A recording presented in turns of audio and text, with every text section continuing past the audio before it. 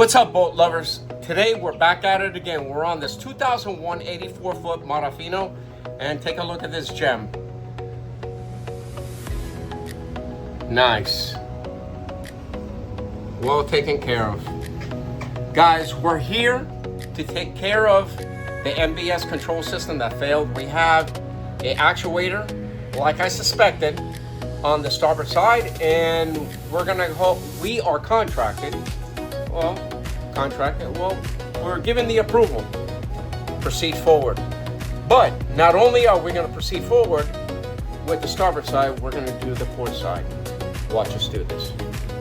All right, the helm is upstairs, forward, and the engine room is back in this little corner over here. So let's see if we have anybody here working on the boat.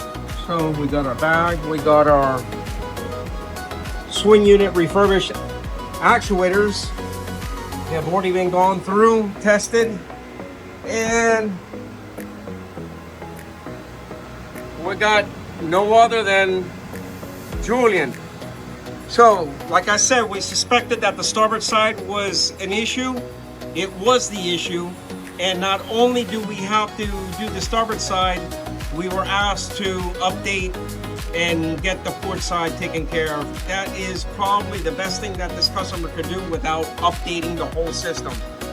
And if he did update the whole system, it would be anywhere between 8 to 12 weeks by the time we could get it installed, because we have to order the product, get it assembled, shipped to our location, and then we have to schedule it. Among all of our things that we have scheduled already, we're pretty busy, so it would be anywhere between 8 to 12 weeks by the time we could do this boat.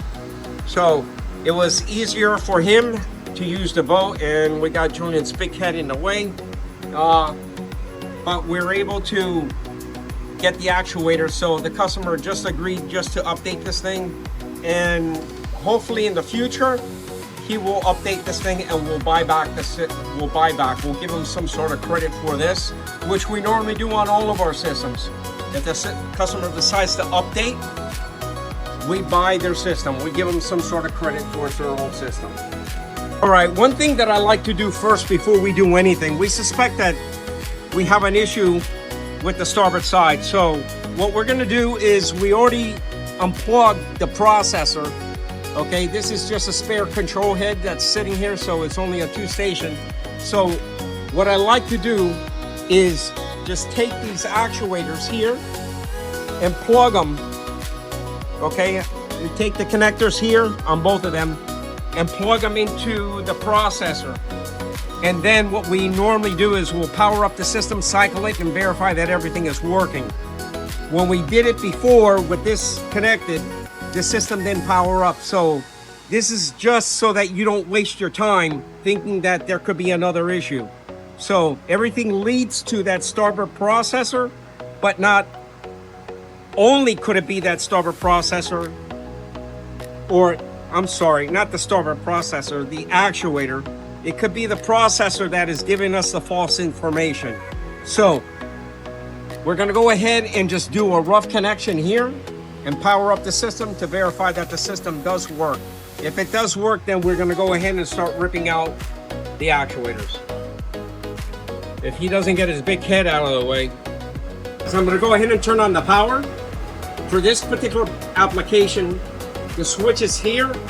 Why is it here? I don't know, but I'm not gonna go ahead and re-engineer the boat. So we have our actuators connected. We disconnected the old ones and put ours in line here, okay? And so we're gonna go ahead and connect it. And let's see what happens. So we're in alarm 2, 3, 4, and 8. Let me double check everything. Going up, this is 1. We have our actuator here. This is 2, going here. My bad. I forgot to put this one here, so since it was here, I thought it was the 1. So what we'll do is we'll go ahead and plug this in here. Even trained technicians do make mistakes. So let's go ahead and reset the system and try it again. 1, 2, 3. Turn the system on. It's initiating. The reason why, there you go, guys. 2 actuators ready to go. We're gonna go ahead and remove those. The system is working. I'm gonna go ahead upstairs and cycle it, verifying that we don't go into any alarms. And then Julian, behind the camera, is gonna go ahead and take off the actuators. The way that we normally do it is the easiest way. Remove the Allen screws, get access to the second lever, pull this off without damaging or messing up the cables. It's the easiest way, guys. We'll show you how it's done. All right, I'm here at the main helm, and we're gonna go ahead and verify that the actuators do work here. I know that when we tested it on our bench, everything is working. We go through a 72-hour cycle test, so everything is working on our bench. But before we do anything on a boat, we want to verify that everything is working on our end first before we proceed forward without removing the older system. All right, we're here at the main helm, and what we're going to do is we're going to verify that the handles are working here. We do have a take command which tells us that we're ready to go here, and if we put warm on, everything works fine. If we take it off, everything works fine. So what we're going to do is we're going to go ahead and exercise the handles just to verify that our actuators that we did are working with this system here. Not all the time does it work, because there's other issues that could happen, like the processor or a station processor. But from what we're getting with the alarm, it's the starboard side actuator that's giving us that issue. So we're going to go ahead and figure out what's going on. So I'm going to go ahead and move it into forward and find out if we're getting movement. So that's working fine.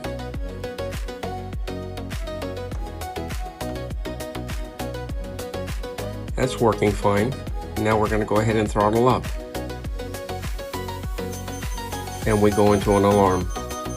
So something here is not right. We know that the shifting is working, but something with the throttle. So I suspect that there might be another issue. So let's go see what that code is. All right, so we're here in the engine room now, and we're gonna go ahead and try to figure out what's going on with this thing. So the actuators are working. The shifting portion is working, but now we have an issue. All right, so we're here in the engine room now, and we're gonna go ahead and try to figure out what's going on with this thing. So the actuators are working. The shifting portion is working, but now we have an issue. All right, so now we know that the shifting is working here, but now we need to test the throttles. So I'm gonna have Julian put the warm button on and accelerate it. All right, Julian, do it!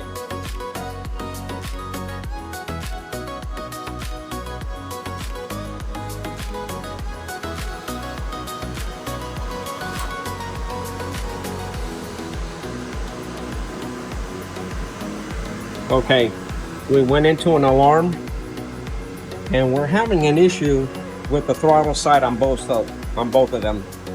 So I know that both throttles are working on my bench with my test unit, but we're having throttle issues on both sides. The customer did have an issue with accelerating, so I have a feeling that the throttle driver on both sides of the processor is affected. So the next approach here, before we even start doing anything, is to bring another processor.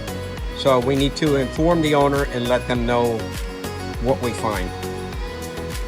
Okay guys, so I have to get written approval from the owner to find out what's happening, but our actuators are working, but now we're getting processor failures. So now it's biting into a new system. So it all depends on the owner, what he wants to do. I have all the parts here ready to make this system work, but without him giving me the approval to proceed forward with repairing what he already has, I need to stop. So what we're gonna do is we're gonna regroup, put everything back together, take our actuators back with us, which is here. So Julian's gonna go ahead and get everything done, and we're gonna just wait and see what he wants to do. My recommendation is, it's a 2001. We've already had some issues with the processor on the starboard side. Now we have problems with,